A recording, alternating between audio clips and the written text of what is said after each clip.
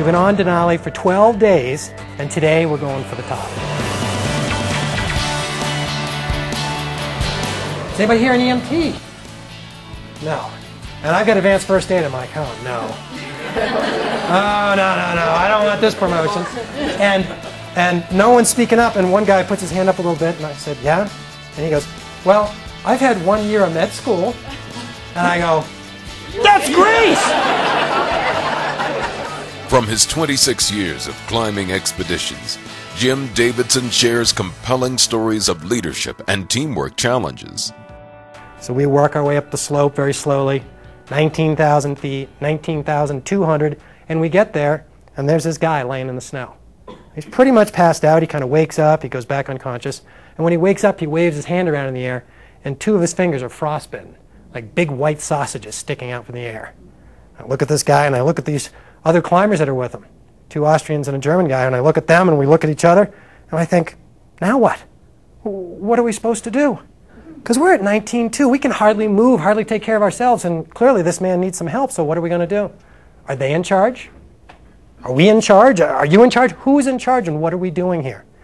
And that raises some interesting questions. When a group comes together like that, who's the leader and why? What do you want that leader to be like? What do you want your team members to be like? Interesting questions. Ideally, your team would be this, right? I mean, beautiful day. This is on about 18,000 in Mexico. Everybody's lined up like little ducklings heading to the summit. The weather's beautiful. That's what we'd like to happen. But when you're working in a team, things don't always run so smooth.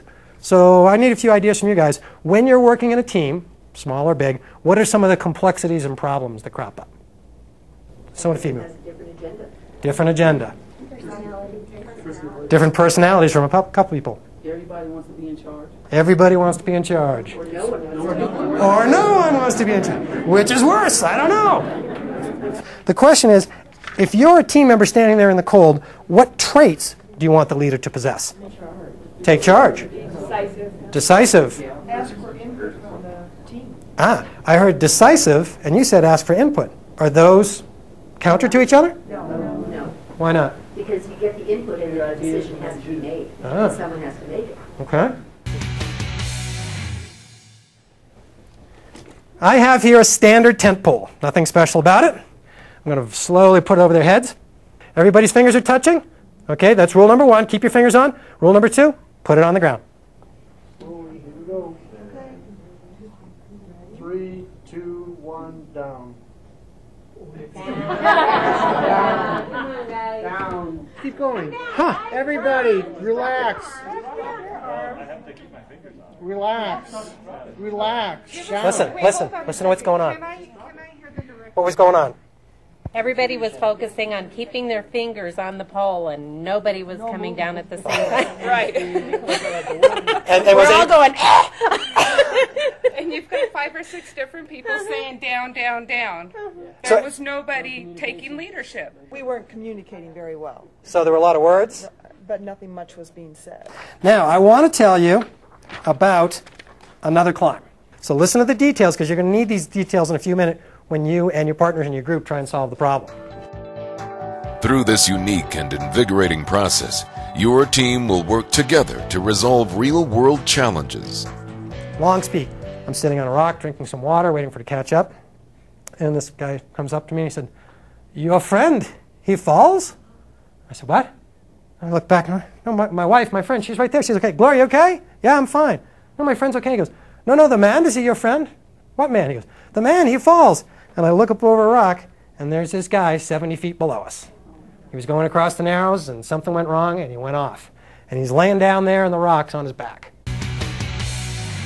Imagine yourself looking around. You're the leader right now. Maybe you've got a medical experience. Maybe you're a climber. You've been on the mountain. You're the leader, and you look around at these faces, 6 or 8 at your table, another 10 more on the trail, and everybody's a little excited. Everybody's a little scared. Everybody has their own stuff they brought to the table, both good and bad, and everybody has their own ideas.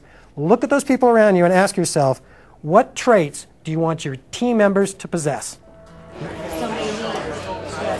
Jim facilitates a safe and open environment for discussing resilient leadership and for developing engaged teamwork.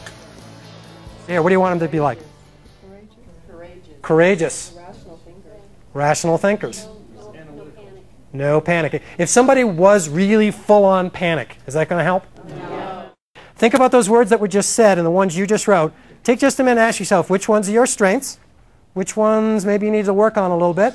And how have you used these recently? Let's ignore all the mountain stuff, ignore the medical stuff and the mountain setting. We're talking about resource management. We're talking about attributes. We're talking about leadership skills. We're talking about communication, trust. All of those same lessons on the mountain can be applied back into our work lives because it's the same stuff. When you have a group of people trying to solve a complex problem, you've got resource issues, communications issues, trust issues. And so think about those reflections that you did. Which ones are your strengths? Which ones are your weaknesses? And also, I heard it coming out of you guys today, the diversity of knowledge, the diversity of attitudes. To have Jim turn your next workshop or keynote into an engaging experience, please contact Jim at speakingofadventure